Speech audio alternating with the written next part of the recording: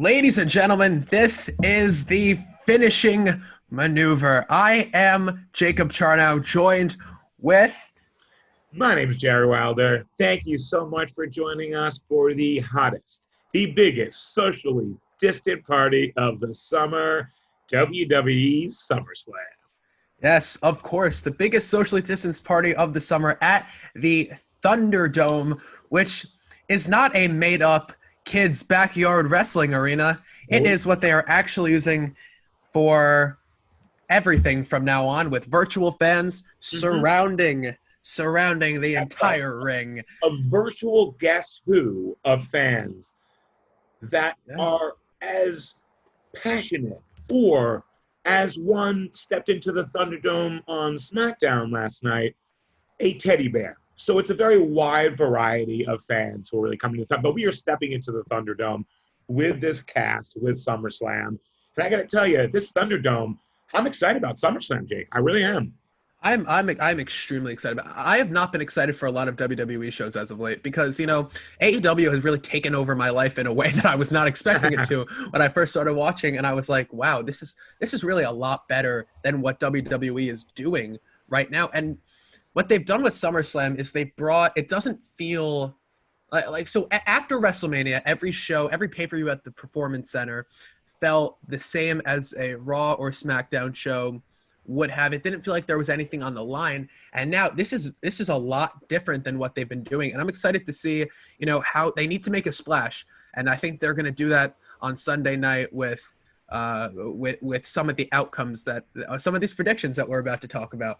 So with that being said, let's start off with Sonya Deville versus Mandy Rose. No disqualification. Loser leaves WWE match.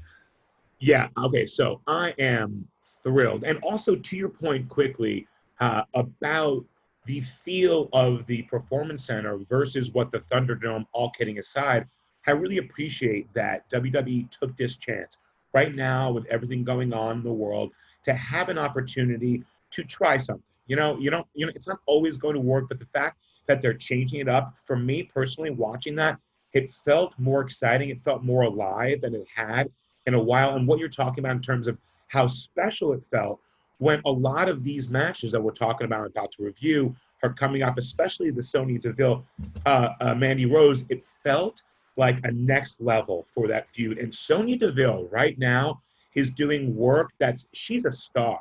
She's the old school, like Dusty Rhodes, Daddy, hard time, don't laugh, but how people do.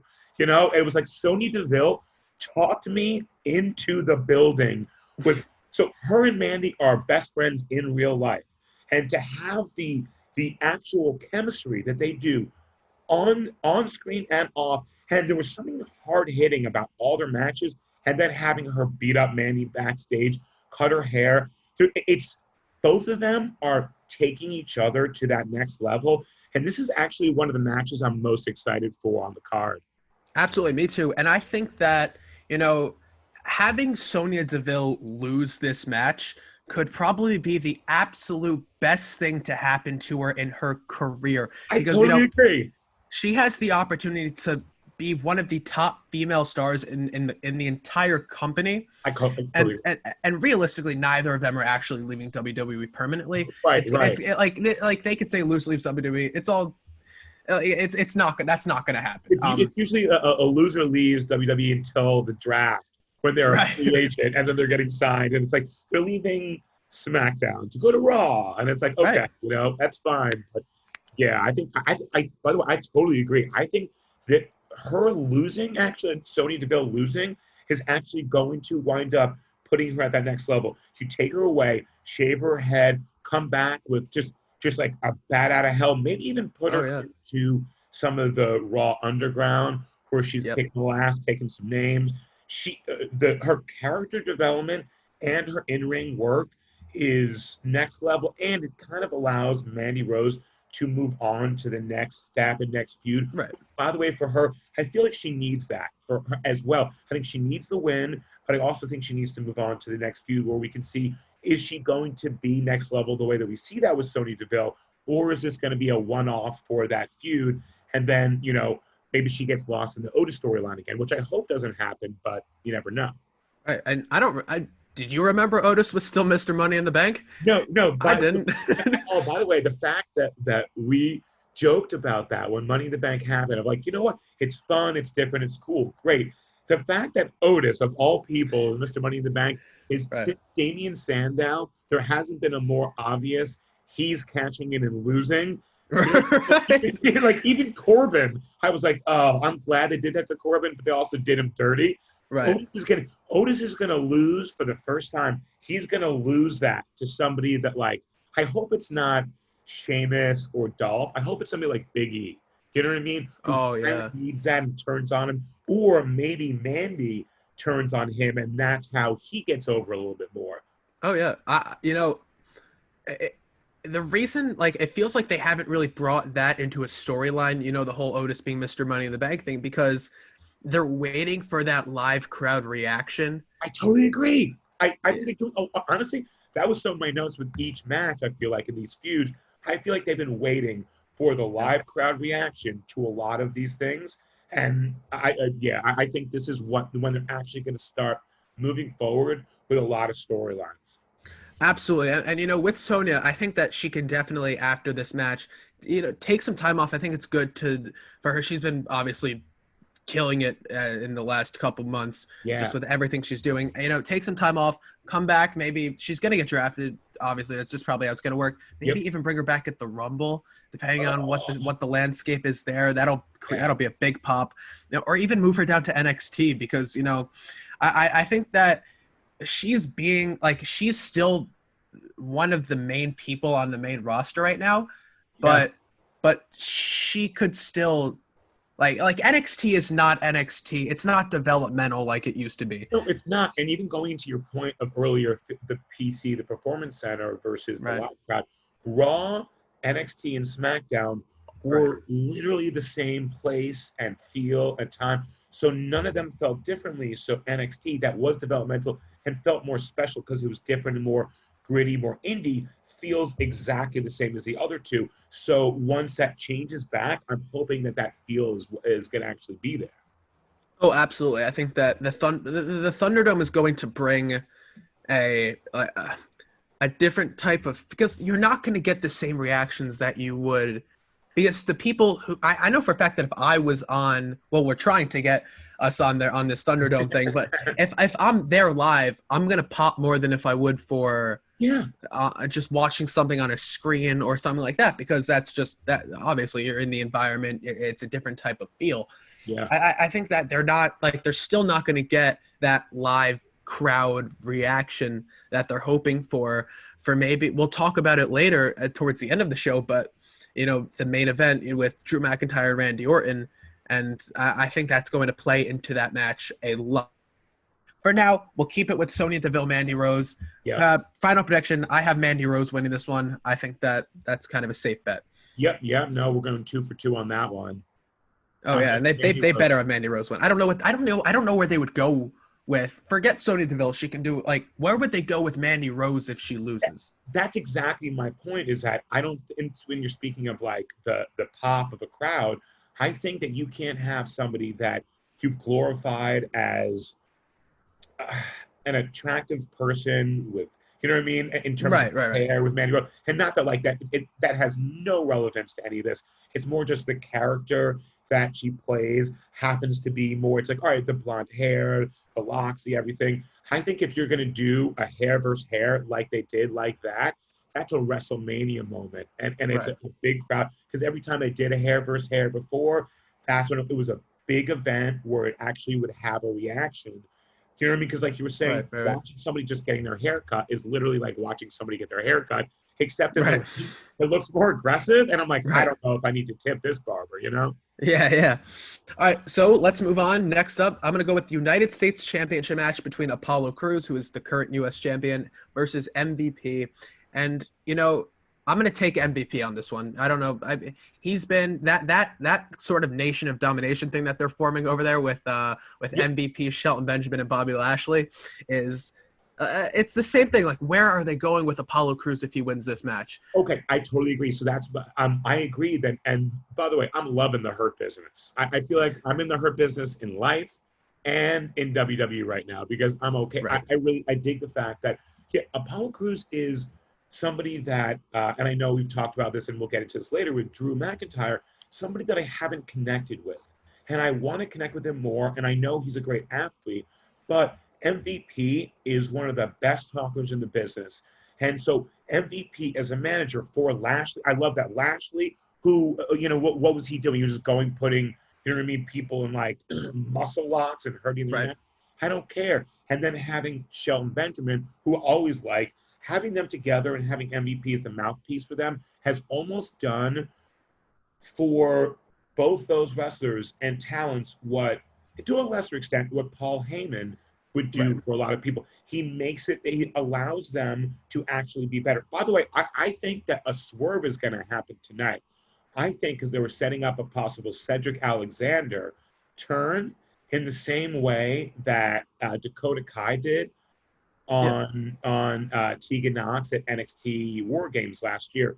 I think Cedric might come out, join the Hurt business tonight, and cost Apollo the U.S. title. So that's why I think MVP's walking out with it. Oh yeah, for sure. Because MVP he's been doing some great work lately with everything, and it's gonna bring some. If he is U.S. champion, if they win, it's gonna bring some relevance back to the U.S. title that hasn't necessarily been there for a while. And I think really the last time that I thought of the U.S. title as this prestigious belt that it represents whatever everything about it was really when John Cena had it back when he was doing the open challenges that you kind of see now Cody doing with the TNT Championship to keep it as a top belt in AEW. I totally agree. It's a really good analogy, and both of them are bringing people up with them, which if you're not going to do that, then what's the point of it? Right.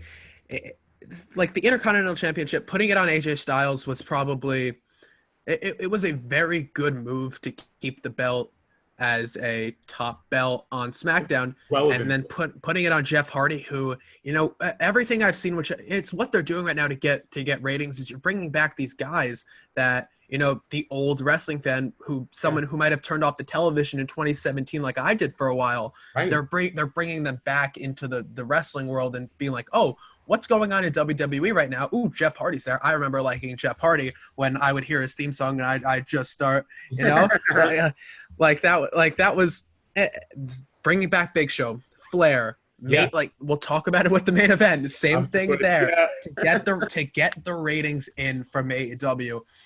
And what I would think they would do is with AEW being what it is and bringing all these viewers and constantly beating WWE like by a lot. They beat Raw last week. The AEW ratings beat out Raw when Raw has zero wrestling competition on Mondays. That's just embarrassing for the top wrestling federation in the world. Yeah. Like you can't be losing like that on a weekly basis, or you're gonna start losing everybody. And I thought it would bring out some of their best wrestling. I thought this would force WWE to be like, we got to get it right, and it just hasn't. And it's extremely disappointing to watch. Yeah, I couldn't agree with you more. I think that, like I was alluding to a little bit earlier, with the Thunderdome, and honestly, us, doing this show and getting it out to people, the ability to actually connect with your audience. And to have an opportunity to artistically or change up the game just from whatever period. So when they went from the PG era to the Attitude Era, right? And they went from these cartoonish characters to hardcore. They evolved and changed with the times. And I think as artists, and I think a lot, hey, these are people who are hired and paid by SAG. So honestly, not only are they wrestlers and athletes, but it's sports entertainment for a reason. Right. So moving that forward, I think the opportunity to try different things is essential, because I'm not saying it's always going to work, but I think the opportunity to say, you know what, let's put it on, and we're going to get to this later, the Drew McIntyre thing, or give Braun the shot. Guess what? Why? Of all the times, why not give Braun the shot now? You know what I mean? Right. And honestly, both Braun and Drew, for what they've done for the Oh my situations God. they're in, have exceeded way Yep. past. And by the way, these are two people that, when given the opportunity, actually changed the game. And I think that AEW consistently is changing the game with new, fresh experiences, even vignettes that that will lead into character development later on, as opposed to vignettes that lead into, Vince McMahon thinking it's funny that like a bowling ball strikes somebody in the nuts. And it's like, Right. it's like an Acme, you know what I mean? It's like old school Bugs Bunny. And like, Right. it's Right. funny. But the problem is, though, that what people think is funny now, hey, you're wearing the Orange Cassidy shirt, right? Freshly squeezed Jacob Charnow over there. And he's one of the best in the business right now because he understood the evolution of the business with connecting with fans and also having the athleticism to make something happen. Absolutely, absolutely. So let's move on. Raw Tag Team Championship match. Street Profits, current Raw Tag Team Champions, versus Andrade and Angel Garza. I could not care less about this match. Yeah. And it's, WWE has not done a good job with the Raw Tag titles whatsoever. I genuinely, this is the only match on this card that I genuinely do not care about. I don't care who wins, I don't care who loses, and I don't care what they do after. Until WWE shows that they, you're right. Until WWE shows that they can do tag team wrestling well, I'm not going to care about what they're doing with tag team wrestling, because if I don't like something, why would I watch it? And it's going to be it'll be some random mid card match, probably right before the main event, just to be like, oh, these are on. You're excited for the main event. Nope. Here's the tag titles with 4 guys in the ring who we've misused completely in the last couple months. Right. And Zelina Vega, I mean, I think she's like, Zelina Vega has grown on me much more than a lot of people have during this pandemic. But yes, we're seeing her every single week. They're not constantly in the main event like they were for like 2 months, which is, I didn't like that at all. That's kind of why I had a thing against them for a while. But they're back in the mid card. They could be top mid card guys. The Street Profits are great, and they're great wrestlers. WWE seems to really like them also. Yeah, which is right. So I think they're gonna retain tonight, only because we'll get to it. I don't think that the tag championships will change hands tonight necessarily, because it doesn't have a direct impact on what's going to happen with the draft. Yeah, I think that's the truth too. I think that it almost feels like this weird setup for Andrade and for Angel Garza to maybe start breaking up. Right. And I mean, I'll just say this, is the idea that somehow anyone who isn't thought of specifically as the type of person you might want to hang out with gets these really weird racist storylines, right? I mean, where it's like, all right, so he's the Lothario. It's like, yeah, I guess. Or like with Andrade not being it, like, we don't care because they're forcing an archetype of a stereotype that went out in like the 60s on us, right? With not only the Prophets, who, by the way, so Sean Varga and I, friend of the show, your boy Sean Varga, him and I were at the NXT when the Prophets won in that ladder match, and they were so over and are still over, and then are being basically taken down by an idea of, well, these are just funny, silly guys. And it's like, no, they're not. They are one of the best tag teams in the business. And like you said before, honestly, until they take it seriously, I can't. I guess the best thing I can hope for is that Bianca Belair comes out, probably somehow helps them. Zelina Vega goes in there, tries to cheat to win. And then Bianca Belair comes out, knocks out Zelina, and then maybe that's how Profits retain. And then they go strong, Bianca Belair and the Profits, and they bring her back, because that's something I'm going to get into later on with some of the different women's matches. But Bianca Belair is also in that Sonya Deville place where I think she's a star. And you know what? If you want to start making stars, You need to give them the opportunities to really go out there and show what they can do. And I think if anything, the best thing right now, get over Bianca Belair, because I almost don't care either. So I'll say yes, profits are going to retain, but I don't really care. Right. All right. Name this pay-per-view. Okay, you ready? Every single title stays the same, except that they change. You know who loses? Like the Intercontinental Champion switches, or the United States Championship changes hands, or the Tag Team Championship. Name that pay-per-view. It's all of them. Every single WWE pay-per-view I've ever watched has the same format, and it's that one mid-card title changes and everyone else retains their titles. Right. It's exactly what happened. And you know what? Much like shows that I like, hey, I love The Flash on CW, right? And hey, if you do that once, great. Second season, a little too similar. Third season, we're starting to understand you're doing the same exact format. By season 4, you're just like, all right, you know what? 4 or 5, I get it. Everyone, the bad guys are going to be fast. They're going to try to steal Barry's speed. There's going to be some crazy drama. It's the same storyline over and over, and that's what's happening right here. And You're right. I almost just, it's like, you know what? Great. That's going to be my bathroom break or my time to talk or chill with somebody. Because if you don't care enough to have me invested, why am I supposed to be invested? Exactly.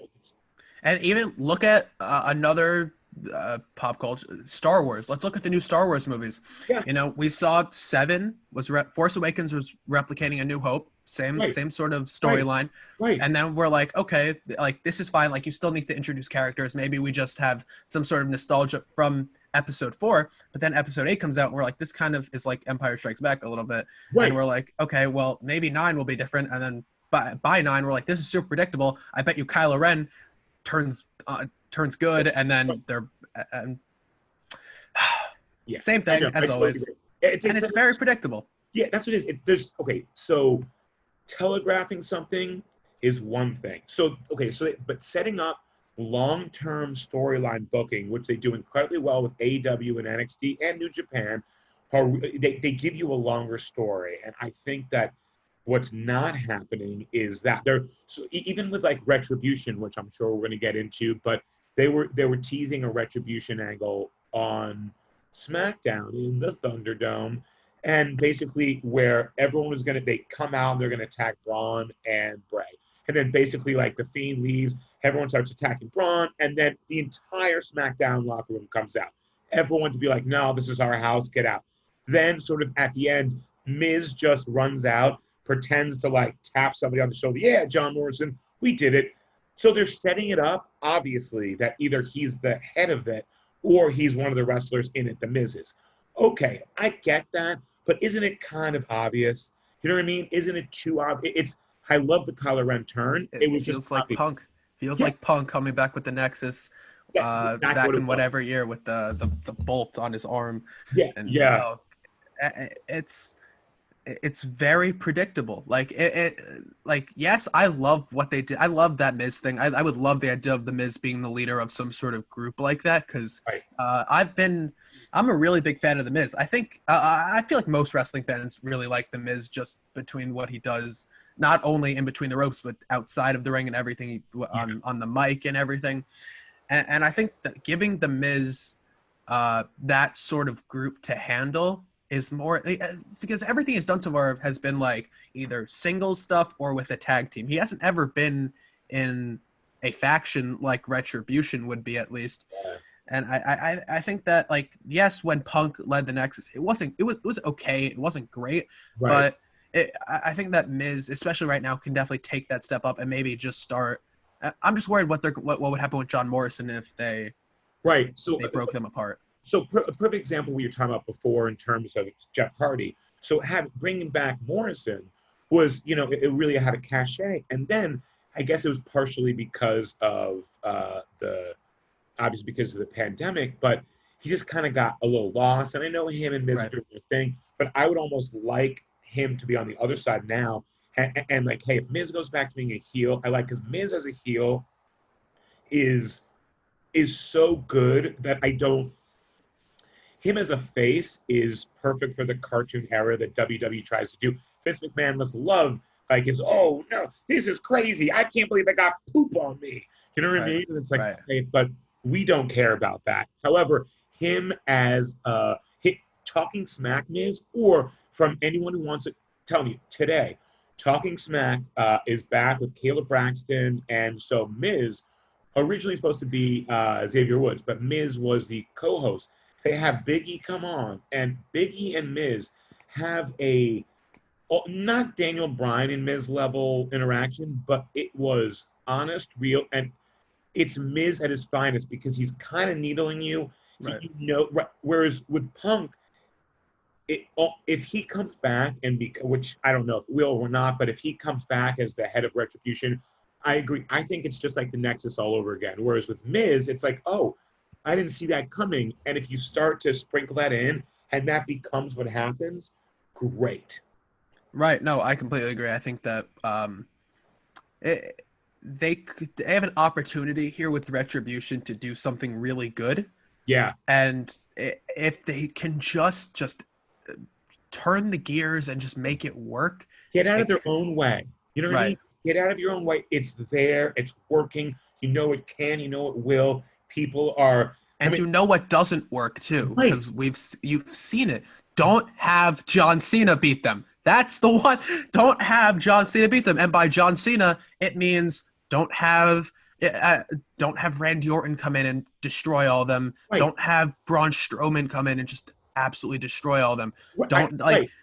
They set it up perfectly where Braun. So to have Braun and Bray and the Fiend almost turn, smile, and be like, "Yeah, let's kick these guys' asses." Was old school bar fight. I was like, "Yeah, I'm down." But then when Fiend was gone, everyone coming in and beating Braun down. I don't care if you're the monster among men.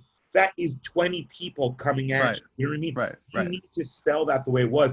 That's why it was great, because he got beaten down. The entire locker room, they're going one-on-one. Great. That's it. And the fact that then the Retribution thing was like ninjas vanish. Like it was Teenage Mutant Ninja Turtles was like a little worrisome to the, it doesn't work, and yet still you're doing it time and time again. And you have an opportunity to do what works and to do what doesn't. And yet they're always choosing to do what doesn't work. And they know that because they're doubling down on this idea of ego versus moving forward and saying, no, skill. These people can move forward. They can beat AEW in the ratings. They're just not doing it. Right. You know what I mean? They have the talent to do so.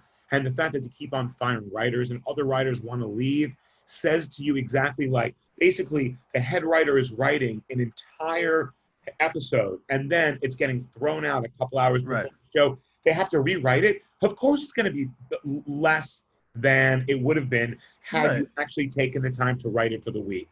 Well, taking a look back, like let's say AEW became a thing in 2016.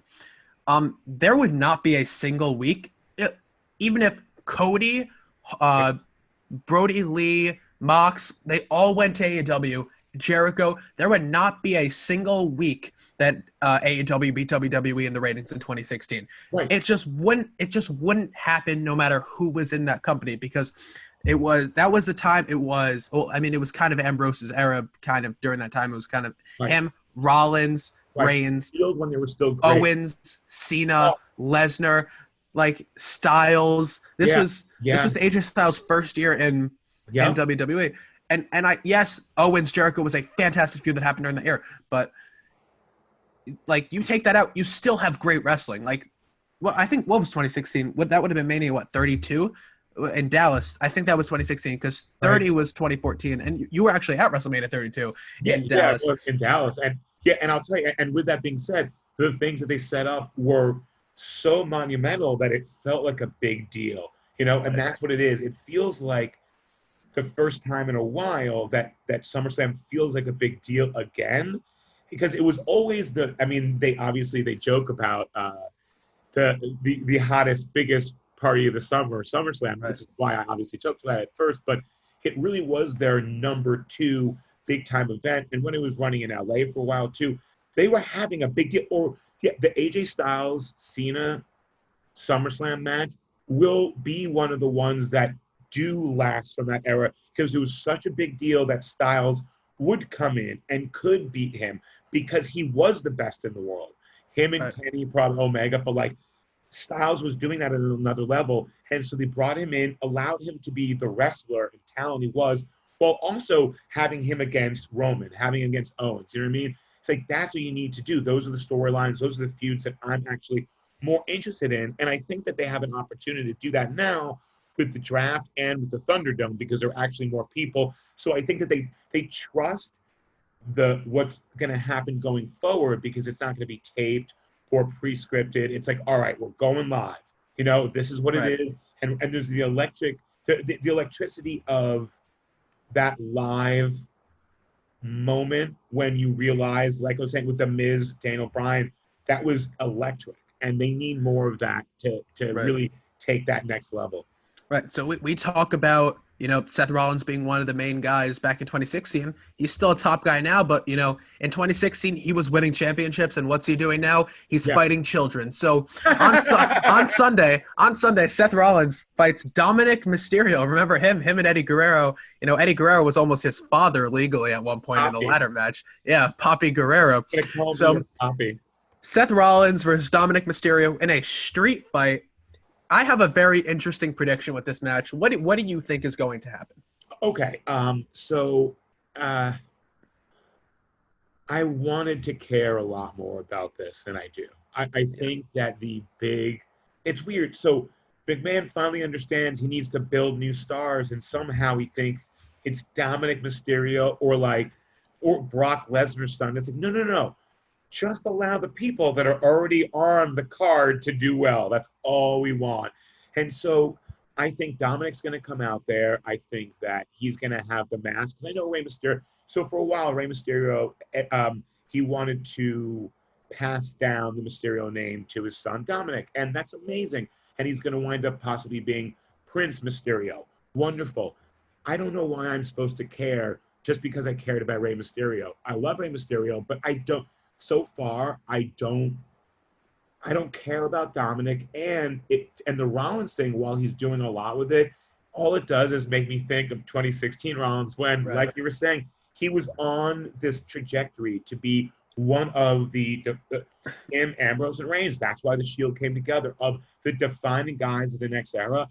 And it's just, I assume that my assumption is somehow Rey will get involved, and then Dominic turns on Rey and then joins Seth Rollins so that Rey could then have maybe a match eventually with Dominic. And I guess the biggest thing probably he'll come out with his new mask. Right. So here's what I think. So not every year, but we know that WWE likes to bring a shock factor to SummerSlam. An example, 2014 SummerSlam, Lesnar versus Cena. No one thought that was going to happen. No. I think that's very similar to what's going to happen. I think that Seth Rollins is going to come out and just absolutely destroy Dominic. I think that he's going to just, it's a street fight. He's going to beat the ever living shiitake mushrooms out of him because that is just like the kendo stick, a chair. He's going to go through a table. It's going to be hard to watch, kind of like that I versus I match was, but for a different reason. That was hard to watch. I actually really love that possibility a lot more than mine because here's the problem. Charlotte Flair gets so much shiitake mushrooms for being Ric Flair's daughter, but she is one of the best athletes and wrestlers in the business. So Right. It sucks, but it's also like, all right, I get that. Dominic looks like he's being thrown in. Honestly, I cared more about Dominic in the storyline with Rey and Eddie Guerrero back in the day when it was like basically Dominic on a pole match. and so and you can't just walk in and this, hey, the Adam Cole versus Pat McAfee, baby, is a different story because that is somebody from the sports world in the Gronk, in the Lawrence Taylor sort of way, in the Steve Mongo McMichael way that would actually make sense and you get where the storyline is going. This is a random person. Well, not a random person. Obviously, he's Rey Mysterio's son, but he came in just because he's training. A lot of people at the Performance Center training. You know, I'm not connected with him, and if he got the shit beaten out of him, just like Sonya Deville losing, I think the best thing for his career going forward would to be like, no, he needs to keep on working. He needs to get to that next level because if they push If they shove him down our throats, it'll be the Roman situation, but worse, because at least Roman's a star. Right. Yeah, you know, uh, I really like. I want to care about like if Dominic comes out and wins. Okay, I wouldn't Agreed. say, I wouldn't say that it's like Seth Rollins even putting him over, Right, because that's if what he I'm saying. wins, he's not going to be over. Right, that's what I'm saying. And Rollins knows that because he's smart enough. He actually loves the game, maybe a little too much, but still, I agree. Right. He's not. You're not putting Dominic over. You know what I mean? Like that's not what's happening right now. You are hurting the character in in a way. Okay. It was Eric Watts. This is old school WCW. Eric Watts coming in when Cowboy Bill Watts was the booker in WCW during like I think the early '90s period, and they just shoved him in there, and it made no sense. It looked herky jerky. He obviously wasn't on the same level. He obviously didn't have the seasoning, and it was like, you know what? If you're gonna season me, give me a little sauce. You know what I mean? Yeah, no, I agree. I think that this match, if they do it right, whatever. It's Yeah. gonna we'll see. It Yeah. doesn't really matter because it's Right. not like what's gonna happen afterward. Seth Right. Rollins will go into another feud with someone else. Hopefully, Aleister Black. That's kind of what Hopefully I'm Aleister hoping is the Black next. or Owens, because that's what I'm saying. Right. Aleister Black and Owens are two of the most underutilized best in the company.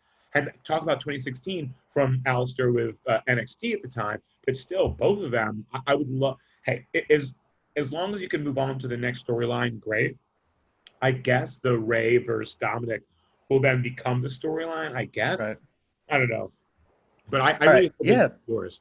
Yeah. So moving on, I'm gonna combine these both into one Yep. because I feel like why not? Sasha Banks defending the Raw Women's Championship against Asuka, and then Bayley defending the SmackDown Women's Championship against Asuka.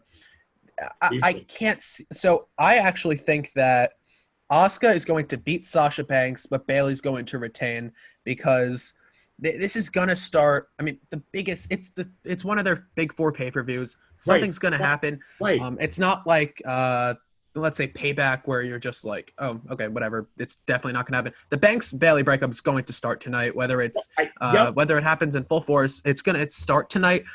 Bayley's probably going to accidentally cost Sasha her title.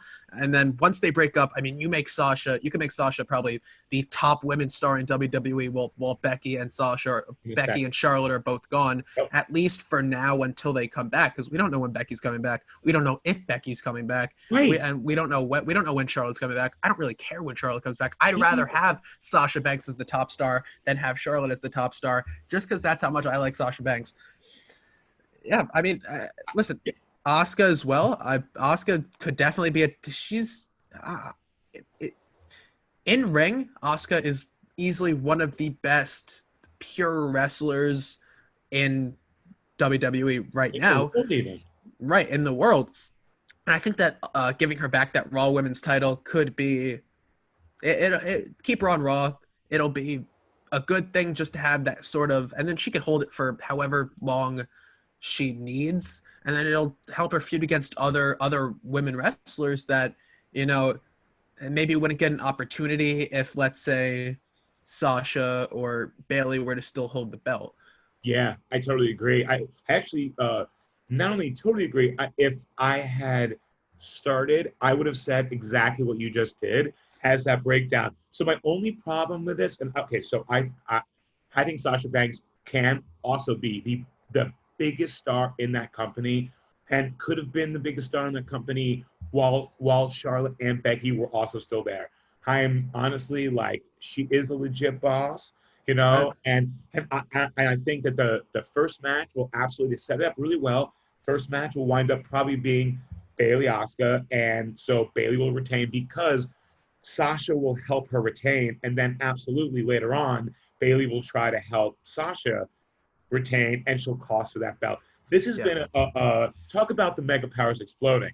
So one of my favorite memories was setting up that storyline. I think they didn't set up the storyline for them to implode until one of their big four pay-per-views, like you were saying, which is SummerSlam. And the fact that Payback is a week later, and then they are defending the women's tag team championships at Payback already without a team set up, I Right. think that they're going to wind up then losing next week at Payback, and that's when it's really going to blow up. And so Sasha will lose. And also, hey, I love that Asuka was in both of them because I do think she's one of the best in the world. I will say I was a little, if it sets up the breakup storyline between Sasha and Bayley, amazing, because I wanted to see that. But I would have loved to see Bianca Belair against, or somebody like that, not even Shayna Baszler, but maybe against Asuka. So if Asuka wins, Right. going forward, then it could be Asuka versus, Bianca Belair or, Nia Jax, somebody like that. But Oh, I God. think one of the matches or the storylines I'm looking forward to the most is actually this one. Oh yeah, for sure. I'm more involved. I'm more invested in this storyline than I am with the main event when I am with McIntyre and Orton. I Just because, yeah, I love Sasha and Bailey on like they're doing next level stuff that I'm connecting with and already love them as they were doing. You know what I mean? Like it's only getting better, and I feel like they're utilizing the opportunity. They're making the pandemic their opportunity to continue to like use social media and talk to an audience where it would actually matter. And I like them even more. Like they're stars. Honestly, I think that could be the main event if they had the balls to do it. oh But yeah, yeah. All right, so let's move on. I don't know. I'm gonna consider. I'm gonna consider the WWE Championship as the main event of the show. I'm sure that'll probably end the show, depending on whatever ends the show. There's gonna be a title change. So, right. um, The you'll never see it coming kind of feels like that was set up to be like, oh, RKO out of nowhere. right, So right, it's right. like it's probably going to be the main event, I would assume. All right, so let's talk about the Universal Championship match. Braun Strowman is the champion, fighting the Fiend Bray Wyatt for that. This is like the first time that they've fought the Fiend Right, versus Braun Strowman. And Falls Count Anywhere match that I don't know. They just announced that on their social media right, however long ago because that's things they could do now. Because why do it on TV when however many people are watching when right, you could right. do it on social media on Instagram in front of They however many literally people. had a live show, their first one in the Thunderdome, where they could have announced that, made a whole big deal. Nope, let's just throw it out there on social Nope, on instead. Instagram. On Yeah, Instagram. So I have I've been saying it. It's been very telegraphed. I don't know if they'll actually do it. I think the Fiend is going to actually take the belt off of Bray, I and agree. I think the Fiend is going to take the belt off of Braun in this match But honestly, because he has so many different right. characters inside his head that That I'm waiting for that. I'm waiting for the Fiend. I'm waiting for the Fiend versus Bray Wyatt. That's good. I, I can't I wait for think that that's one. gonna, I think that's going to end up happening, and I think that's the irony of you saying that is that I think Fiend is going to fight Bray at some point, Undertaker style. Right, Maybe you can have right. like Survivor Series, something like that. But Oh my yeah, God! All five, the five faces of Wyatt versus the three faces of Foley. You could do it like you could. I mean, right, so WWE, yeah, WWE clearly has a plan for Bray Wyatt right, after SummerSlam. That's kind right. of why I'm saying that the Fiend would take the belt off him. I agree. Bray could hold that title until whenever they want to bring back Roman Reigns, and Yep, then one spear and pin him, because yep, that's probably what's going to happen. But yep. Bray Wyatt, he will be such an amazing champion because everything he does, I'm so ridiculously invested in it. Like after WrestleMania, okay, WrestleMania was I think one of the first big shows that I cared about after I kind of got back into watching weekly like I do. But watching that Firefly Funhouse match made me just fall in love with the character of the Fiend and Yeah, so interested in what they're gonna do. And yep, Braun, I'm not to take anything away. Braun has been so fantastic also with the situation he was put in. yep. Braun didn't. I mean, really, Braun didn't know he was winning the championship until we knew that Braun was in the match. That's just Right, exactly. Which was and that was like 2 days before. Yeah, it was like two yeah, days before. It yeah. was, If that. you know, Triple H, like said, there's gonna be a draft, and I think that they might do a thing where they switch the belts. I think they might put the Universal Championship on Raw and maybe put the WWE Championship on SmackDown, like it Interesting. was. I like that. I like that prediction a lot. And let's remember that when it happens in 2 months, Right. that freshly squeezed Jacob Charnow definitely called that one out now.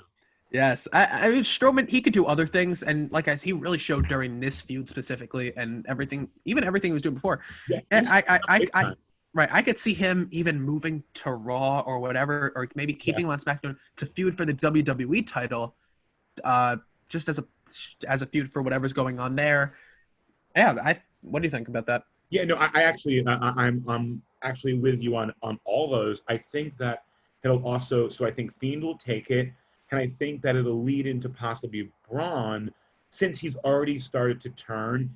I think that there was a tease on SmackDown last night, right, with the retribution angle that I was referencing earlier, where everyone's around the ring and they're surrounding him, and then Fiend and Braun are there, and they look at each other like, "Hey, we're ready to do this." And there was this pop that I had of like, yo, are they going to turn Fiend face? You know what I mean? And then Right. all of a sudden I realized, oh, what they're going to do is Braun will drop the belt to Fiend. And then I think they're going to bring back the old school Wyatt family.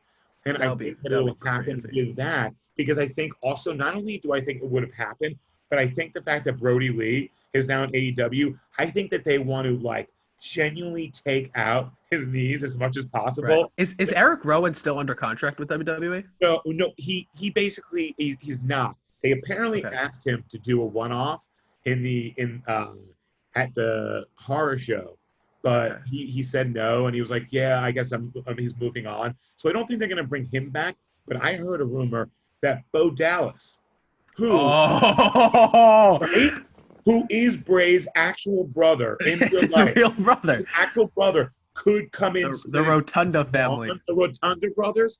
The shout out to IRS. I was gonna about to say, can you imagine that little group?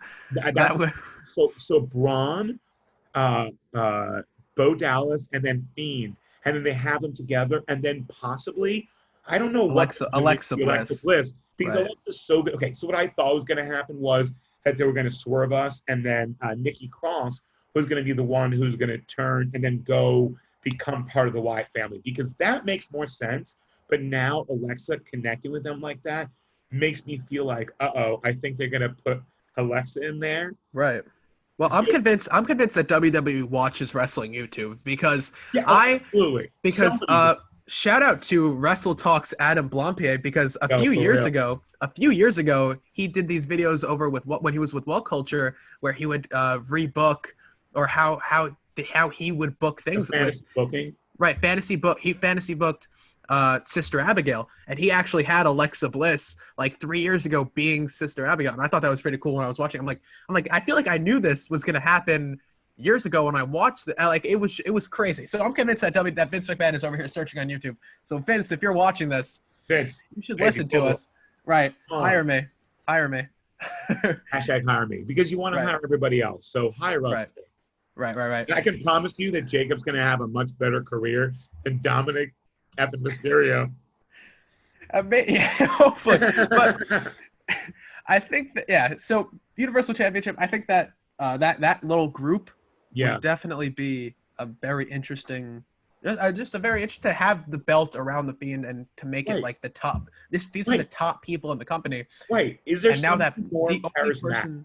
the only person that could beat the Fiend is Braun and Goldberg, but that and the only people who should be able to beat the Fiend Right, is Braun Strowman, right, and now Braun's on the Fiend's side, and it's like, oh right. That's no, what I'm like saying. I swear that moment of like, wait a second. If the two of them genuinely came back together, but as faces, I was right, like, no, no. Because I don't know if there is a more charismatic talent in not only WWE, but I think top 5 in the world right now. oh yeah, Bray Wyatt, in terms of his intelligence, in terms of his in-ring ability, his theatricality to bring these characters both in a Pee Wee Herman, Pee Wee's Playhouse way, but right, then also be one of the most terrifying characters you could possibly expect as a horror show, and then a week later having just be like, meh, and you're like, oh, this guy's funny. And it's like, okay, he can do anything, and I want him to do anything, and I want him to have the opportunity to get to that next level. And obviously, it's not going to be a Big E heel turn, but if Big E was then the next guy up to then possibly fight against Braun, and then they bring a New Day versus maybe a Wyatt thing going on. Ooh. Yeah, so I think that's where it goes. But as long as Fiend walks out with that belt, which he never should have lost in the first place, Right. I'm okay. I want them to bring back the Fiend belt. I like that. The Fiend I thought belt. that was cool. I thought Yeah, that was cool. great. It scared too many children or too many Dominic Mysterios. Right. All right, so the final match. Let's talk about the main event. We've been referencing it. We have our main event of the evening. Yes. Drew McIntyre versus Randy Orton. Randy RKO out of nowhere Orton. Yeah, and that's for the WWE Championship, obviously. I think that we both, I think we've agreed on everything so far. I think that we both unfortunately have the same prediction for this for this main event, which is I think Randy's going to take the belt off Drew McIntyre. Yeah. And as much as I don't want to see it, it's gonna happen. It's gonna happen because WWE needs to make a splash. Yeah, they want to. Okay, give Drew the WWE Championship win and run in front of a live crowd that they expected to give him at WrestleMania. Yep. They obviously couldn't do that because, global pandemic, but it would be the most WWE thing to do to give Orton the belt, because they're like, oh, Vince is like, oh, Orton, like if Cena was around, they'd put the belt on Cena. Right. Let me tell you. That RKO. I was on the internet. Everyone loves this RKO out of nowhere. Hey, right. That's good shit, pal. And if they were to put the belt, if he were around, they'd put the belt on Cena. I really think they put the belt on Cena, and they're really in on this whole legend killer thing with Orton. Yeah. And you could tell who's going to win just by how much they're putting behind them. Like, they're not going to have like how much WWE is investing story into these guys. Drew's just been like the defending champion. He's just a face. And Randy has this whole thing now where, oh, well, he's just kicking people in the head. And now the legend killer's back, and he hit Ric Flair in the plums, and now like we're like, oh, Randy Orton. I don't care about him just as much as I didn't care about him before he was in this feud. By the way, though, I think in general the fact that the plums, getting kicked in the plums, hasn't been brought back, I think needs to start right now. So from now on, I'm going to say he's going to get kicked in the plums. So I know you and I also felt the same way about Drew McIntyre before this run, because I didn't like him. I didn't connect with him. It was not somebody that I saw as the future. There was no character. He had no character. His character. As a person, however, during this period of the pandemic where since they set it up around Royal Rumble, which they did an unbelievable job of that, which will actually lead into my possible prediction. But so I've connected with Drew. I've seen Drew. I see him on like ESPN. I see him. I'll check out different interviews he's doing, and I'm like, you know what? Or when he's breaking the fourth wall, talking straight to us on SmackDown, whatever it is, Raw, when it was going back and forth, he is connecting with me in a way that I was afraid he was going to be Baron Corbin to me, And I think he's a star now. I think that they would be right to keep it on him. There's obviously no way that's going to happen. They're setting up Orton, so obviously to have the belt. But my one thing is, I feel like they're still not sure. And I think with Payback next week, I think what could happen is what happened with Undertaker and Hulk Hogan at Survivor Series, where Ric Flair comes in, puts the chair, right? Taker, while the ref is distracted, I think it was Earl Hebner probably, gives him the tombstone, gives Hogan the tombstone, wins the belt, and then they do a This Tuesday in Texas pay-per-view 2 days later where they try to solve the whole thing. The fact that Payback is happening, and I wonder, and I hope this isn't the case, I wonder, does Brock Lesnar come in because he's the one who wants payback on both Drew for taking the title and on Randy just for being a douche nozzle? Right. I feel like that's everybody's problem with Randy. Randy Orton has never, I don't think he's ever actually done anything to anybody. I think he's just a douche, and everyone's just like, we don't like you because you're mean. And that's like, people were like, the only person to stick up for Randy when Lesnar in that 2016 SummerSlam just beat him down. The shock factor again. Just Jericho. right. You know what I mean? It was the only person there was Jericho. So I think with all the people, if you're going to have a big surprise, I think it's not. I don't think Roman's coming back till either Rumble, Survivor at Series least or at least Rumble. I think Rumble. I totally agree. I think it's Rumble. I think he comes back and wins Rumble. So I think Lesnar, who doesn't care about anything but you know what I mean, but getting paid, I think he comes in there. Or and if not, it'll be a swerve with Flair. Or I'm really hoping not Edge. I think Edge will come in and they'll turn it. They'll make a rated RKO, and then they'll do the Sasha Bailey thing, and then have him turn maybe at Survivor Series. But honestly, it's sad. Yeah. I don't see Drew walking out with the belt, and I think that him and Braun did so much to keep this company afloat. I don't know what they're gonna. It's sad that they're both gonna get jobbed out, but I think that's what's happening. I think Randy Orton's walking out because I think that they want Because it's Randy. Yeah. You walk down the street. Yeah. You're in New York City. You walk down the street in New York City, and you're like, "Yo, do you know who Drew McIntyre is?" Unless they're a wrestling fan, everyone's like, down the street in New York City nowadays. Right. The Hogan stash. Yeah. Oh, yeah. What you're gonna do, brother? You're gonna stay 6 feet away from me. That's what you're gonna do. Yeah. But if you walk down the street and you're like, "Listen, do you know who Drew McIntyre is?" They're like, "No, why would I know who Drew McIntyre is?" But if you walk down the street and you're like, "Do you know who Randy Orton is?" They're like, "Yeah, of course I know who Randy Orton is. It's Randy Orton." Right. And if they're like, "Would you rather watch wrestling when Drew McIntyre is the champion?" They're like, "No, we don't really care." And if they're an old wrestling fan, they're like, "Listen, wasn't Drew McIntyre that guy? Sorry, that guy in 3MB who was like that small dude. He was just tall and lanky and whatever." But I want to watch when Randy Orton was. I want to watch when Randy Orton's the champion. Why not? Why wouldn't you want to watch? Oh, it's Randy Orton. Like you're going to see some cool RKOs, and that's what Vince thinks. But wrestling fans don't want to watch Randy Orton like kick someone in the head and pin him for a 3 count anymore. We want to see Drew McIntyre kick someone in the face and then pin him for a 3 count. Right. The Claymore to me is so much more effective in terms of beating people than the RKO. And I think and to further your point, I think they want Randy Orton. He's Randy Orton on with the RKO out of nowhere meme and all thing that happened for years became such a like hot weird situation that people were like, yeah, I get this. So I think he won the Royal Rumble. Right, that's what I'm saying. And they want him on ESPN tomorrow talking about how he's the new world champion, going around because Randy Orton on ESPN will cover it, Bleacher Report will cover it. You know what I mean? CNN will cover it to be like, man, because it's third generation, and the fact that he's getting up there to tie.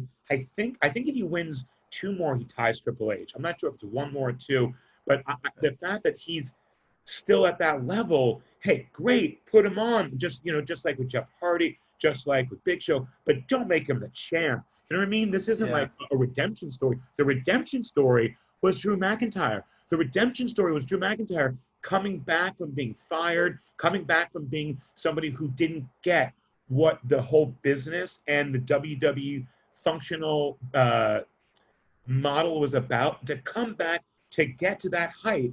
The only thing that I'll say for Drew is they might take the belt off him so that he can win it at a time when there actually are fans, and he'll get the credit he deserves. Well, I mean, tell me this wouldn't be a very WWE thing to do where they literally... I changed this. So the reason I changed it was because at first the mouth was upside down and I had like a chin strap. I noticed that. Way, I don't. Apparently, I don't know how to wear a mask when I'm wearing it all the time. So just want to put it out there. Wear your mask, brother. Yeah. Yeah, no, obviously that's just a thing that people need to do now. Just wear a mask. It's just not that hard. But so tell me this wouldn't be the most WWE thing to do. Drew McIntyre, let's say, loses tonight. We don't see him for 3 months. He comes back at the Rumble. He wins the Royal Rumble again. But Brock Lesnar is going to take the belt off Randy at Royal Rumble 2. And then we're going to see Brock Lesnar versus Drew McIntyre in front of a crowd where literally the same thing happens as this year's WrestleMania, but next year in front of a crowd. Yeah, you know what? Honestly, that is the most WWE thing possible, and that could easily happen. I feel like they're setting up the possibility of Edge Orton at main event, right? That's kind of they want it to be for the title because anytime, no matter whether or not it's a great storyline, it's been built up well, they always seem to always feel like they need to put the title on a feud to make it more relevant. I do not agree with that, but they do. So that's why I think it will happen. I think Edge will come back. If Roman doesn't win the Rumble, I think Edge comes back in the Rumble, wins it for the second time, and then goes up against Randy and then wins the belt at Mania. I love Edge. Edge is one of my favorite wrestlers of time. all time. All time. Like I don't want to see him as champion. I don't either. Now. I get it. I want him to do well because once again, of all time, one of my favorites. But it's as not meaningless, but it's taking away from the building of the larger stars. Which once again, going back to the Orange Cassidy shirt, the fact that Jericho Cassidy was the main event says everything you need to know because they're still trying to build those stars. Right. We'll see what happens with this WWE champion. We'll see what happens with this show, honestly, because, I don't know. But that will be the show for today. Those are our 2020 SummerSlam predictions. Jared, give me your final expectations for this show Sunday. All right. So I think that this is going to be possibly the best pay-per-view, probably the best pay-per-view they've had since the pandemic. I think we're going to get 2 possible new matches. You and I had spoken about a little off camera, but the possibility of a Riddle Corbin and maybe a Jeff Hardy losing the belt in a Undertaker beating Honky Tonk for the IC belt at SummerSlam kind of way. But I think it's going to be one of the best events. I think I will say I'm a little worried that they're going to, because Payback is next week, I think that they're going to try to set up a couple more storylines for that. I'm scared that they're gonna use SummerSlam to set up Payback. Right, and right. That's exactly my worry. I totally agree. So what are you thinking, Jay? I'm expecting a very average show. That's just kind of what that's just kind of what I expect from WWE at this point. I don't expect them to blow anybody out of the water. Maybe see a few championship changes. I think I have almost all the championships that are being defended changing except for Bayley retaining, and I have the Profits retaining. But yeah, me too. Actually, same thing. I think Jeff Hardy's going to win and lose. Maybe maybe a returning wrestler will come back and they'll actually have a feud. Maybe some sort of thing there. God, but please don't let it be Big Show, or please don't let it be Goldberg. Oh God. No, apparently it can't be. No, apparently it can't be. Oh, it's 2 matches a year for Goldberg. Yeah. Thank God. Oh my God. Yeah, he's already used that. Prepare for the Rumble. Prepare for it. It is. Rumble and Mania. It's gonna happen. Watch. Yeah, right. I just honestly, every time I see Goldberg now, I want to hit my head on a door, just like he does before he comes on out. Right. I want to hit my head on the mat like he did to Taker. That's just, oh my God. But yeah. Go follow The Finishing Maneuver on all social medias at The Finishing Maneuver. We will bring you the top predictions, the top reactions, the top rumors, and the top wrestling content on all of YouTube. Stay subscribed on YouTube. Subscribe. You know what? Stay safe. Stay safe. Subscribed. Wait, stay subscribed. I almost couldn't say, wait, subscribe. So if you want to subscribe, please actually subscribe from that. And thank you also for watching, for subscribing, for listening, and for maybe sharing, because you know what? We're going to be doing a lot of incredible stuff with this show, and hopefully, ideally, much like the Heart Count that Jacob, as a host, does, we're going to be bringing in also Heart Count Football. So like and subscribe to that. We're going to be bringing in a lot of the best wrestling fans in the entertainment business. So we're going to get to have a lot of really great interactions. And if you have any stories, any questions, any thoughts that you would like to, hey, hit us up, comment on IG or on Twitch or on YouTube. And Jacob, let me just say, as always, it is an absolute pleasure and joy to get to co-host anything with you. Yes, of course. Likewise. Personally, go follow me on Twitter at Jacob Charnow. Jared, where can we find you on social media? Yeah. You can follow me at Something Wilder. Leave off the Dree, a little something on all the socials. Yeah. once again, subscribe to the Finishing Maneuver Yes, YouTube. the finishing maneuver. Follow us everywhere at the Finishing What a Maneuver. maneuver. Thank you so much for joining us. We will be back at you soon with more wrestling content. I'm Jared Wilder. I'm Jacob Charnow. We'll see you next time.